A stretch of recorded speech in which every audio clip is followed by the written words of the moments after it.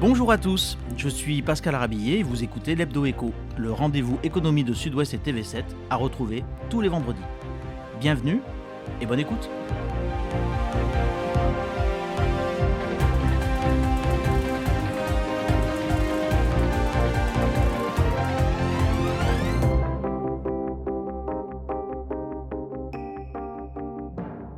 Après 18 mois de crise sanitaire et alors que nous sommes au cœur d'une reprise plus forte que prévu, les entreprises sont plus que jamais confrontées à des problèmes de recrutement. Alors que dans le même temps, de plus en plus de seniors, de talents, d'expérience peinent à faire rebondir leur carrière, surtout après un coup d'arrêt.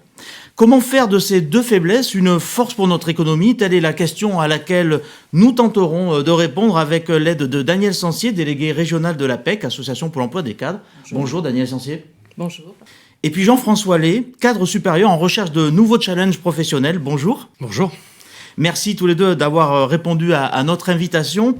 Daniel Sancier, je vais commencer avec vous. On en est où en France en matière de taux d'emploi des seniors, de cette catégorie de 55-64 ans ? Le marché de l'emploi cadre est plutôt favorable en la période. Oui. On voit une embellie actuellement. Simplement, il cesse de l'être lorsqu'on est senior. Ouais. Le taux, d'occupation des seniors d'environ 30% et le taux, est comparable à celui des pays européens, même si on sait qu'il est un peu meilleur dans les pays du Nord, en Allemagne. Oui, on n'est pas forcément le mauvais élève européen, donc. En effet, simplement, la crise sanitaire a amplifié les difficultés. Aujourd'hui, la difficulté n'est pas tant celle d'une augmentation du taux de chômage des seniors que finalement d'un allongement de la durée de la recherche d'emploi. Et ça, c'est quelque chose contre lequel il faut lutter, surtout dans une période où les entreprises peinent à recruter. Autrement dit, c'est le moment ou jamais de faire bouger les lignes et de se dire qu'il y a de superbes compétences parmi nos seniors et en avant.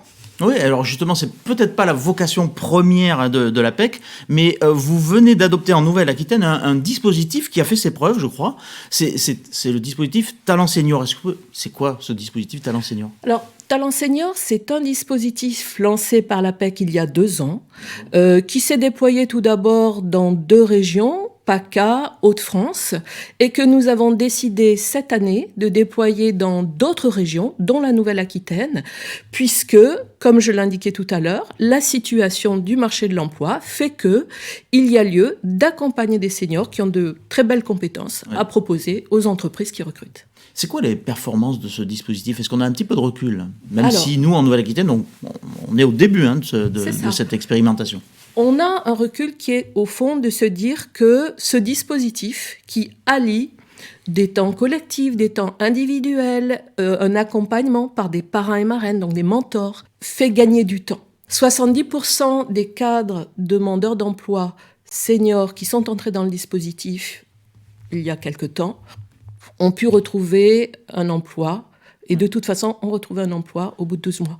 D'accord, au bout de 12 mois, c'est-à-dire qu'un an de dispositif d'accompagnement suffit normalement à sortir, en tout cas pour 70% de ceux qui l'ont suivi, à entraîner un retour à l'emploi.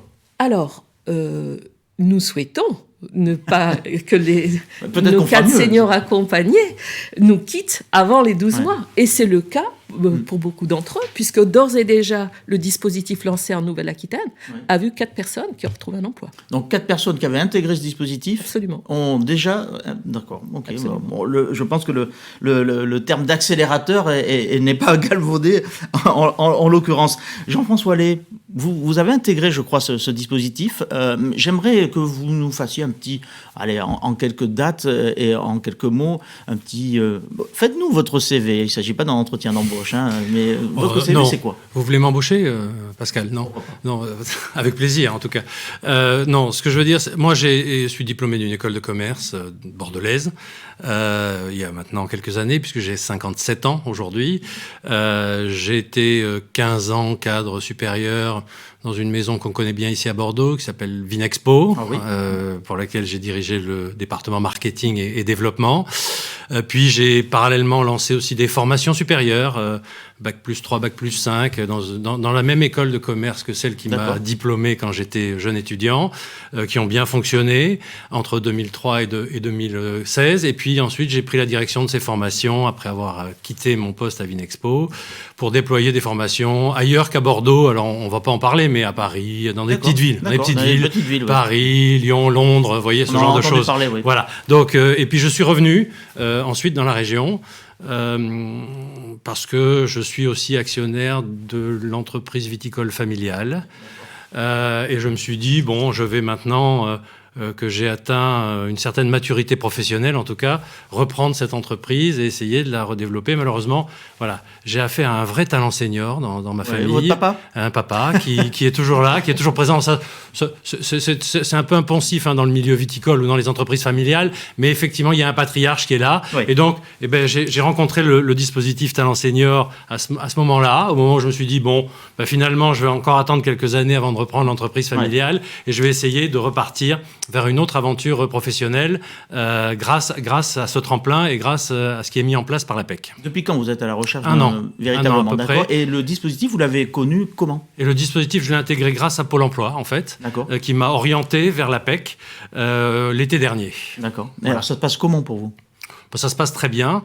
Alors, concrètement, pour trois raisons, si je peux me permettre. Un, parce que techniquement, c'est aussi bien de revoir un peu un certain nombre de standards, comment on rédige au mieux son CV, comment on utilise au mieux les réseaux sociaux, comment on fait un certain nombre de choses. Donc techniquement, c'est important de se remettre aussi un petit peu à niveau.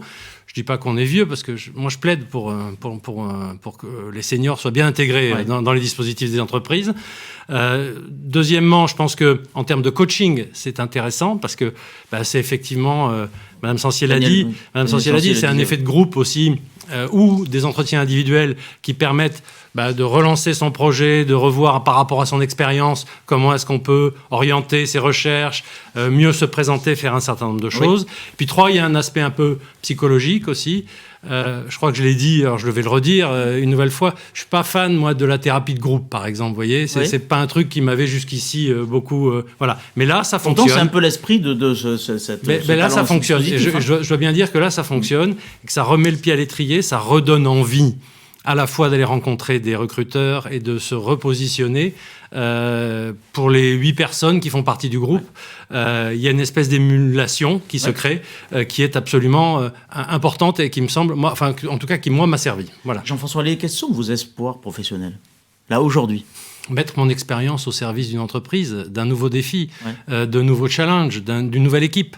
C'est intégrer une équipe avec un projet, avec les expériences que je vous ai citées, mais il y en a d'autres. Si quelqu'un nous regarde et a envie que j'envoie mon CV directement, qu'il n'hésite pas à vous contacter. Exactement. Je ferai passer mon CV.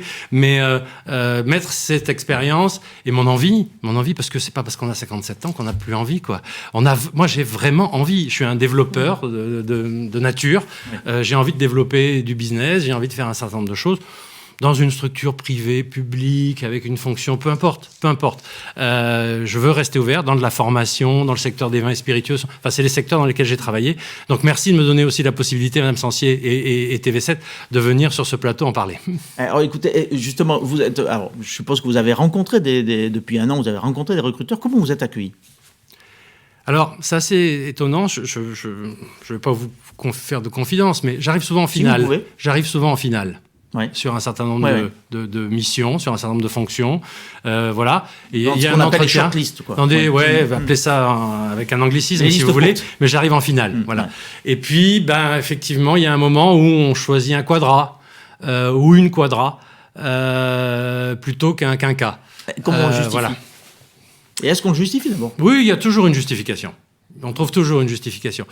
Il ou elle avait un profil plus luxe que le vôtre, et c'était ce qu'on cherchait, ou avait plus de connaissances dans le domaine du data marketing que vous, voilà, ou un certain nombre de choses. On trouve toujours quelque chose. Mais c'est vrai que je suis souvent arrivé en finale. Donc aujourd'hui, ce que j'essaie de provoquer, c'est qu'on ne soit pas seulement en finale, ou que même si on a été mené en première mi-temps comme d'autres l'ont été dans une finale, on puisse marquer des buts en deuxième mi-temps et être présent et gagner le match à la fin. Voilà. Vous évoquiez par exemple le manque parfois la justification, le manque de connaissances en data marketing. Est-ce que vous êtes prêt à vous former Bien sûr. Et est-ce que vous avez le sentiment d'avoir quelques lacunes dans ce domaine-là ? Oui, bien évidemment.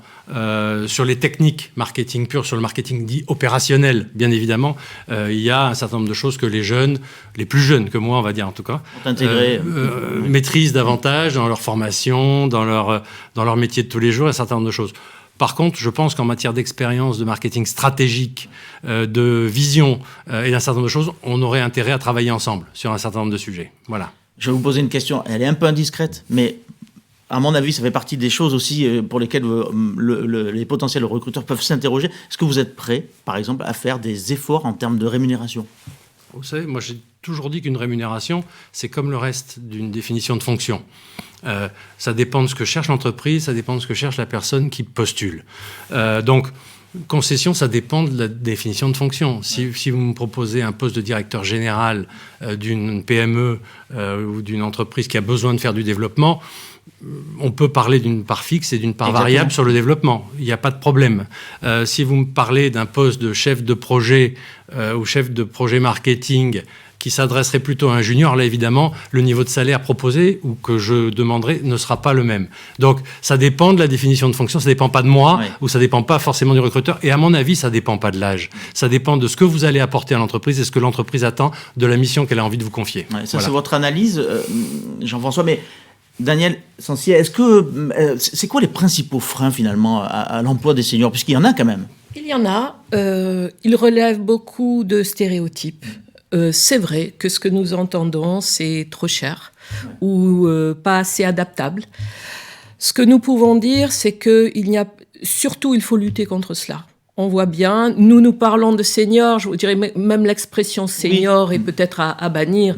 Personnalisons, chaque personne a un profil, a des compétences spécifiques, a une capacité vraisemblablement à s'adapter et de toute façon, nos équipes sont là pour accompagner et s'il y a un écart avec les attendus du marché, le donner à voir et surtout trouver les solutions. Alors peut-être de la formation, peut-être simplement de temps en temps aider via l'interaction avec un parrain, une marraine à sortir de sa zone de confort pour au fond se dire « Ok, le gap il est là, on le réduit et on fait gagner du temps ». Jean-François. Juste un mot pour conclure justement sur les équipes de l'APEC. C'est absolument formidable ce qu'elles font. Donc je voulais le dire quand même. À un moment ou à un autre, et je ne fais pas de la pub, mais c'est vraiment très très bon et je voulais le souligner, je voulais le dire. Voilà. Merci beaucoup, madame. Vous parlez pour le travail de vos équipes. Merci. Du travail en général ou travail au sein, par exemple, sur mon expérience. Je vous parle de mon expérience. Talent senior, absolument. Vous êtes satisfait de ce dispositif? Absolument, totalement. Est-ce que, alors, moi j'aime bien effectivement senior, moi j'aime bien parler de talent, d'expérience, mais est-ce que la reprise économique, justement, et tout à l'heure on l'évoquait, le manque de main-d'œuvre ne font-ils pas prendre conscience en fait de l'importance de l'emploi de ces talents d'expérience, et à la fois d'ailleurs de les conserver pour l'expertise et puis aussi de les recruter pour pallier aux faiblesses de certaines formations actuelles. Est-ce que finalement, à quelque chose malheur est bon, cette crise et son rebond, là, cette reprise, ne sont pas en train de remettre vraiment au goût du jour la problématique emploi des seniors? Vraisemblablement.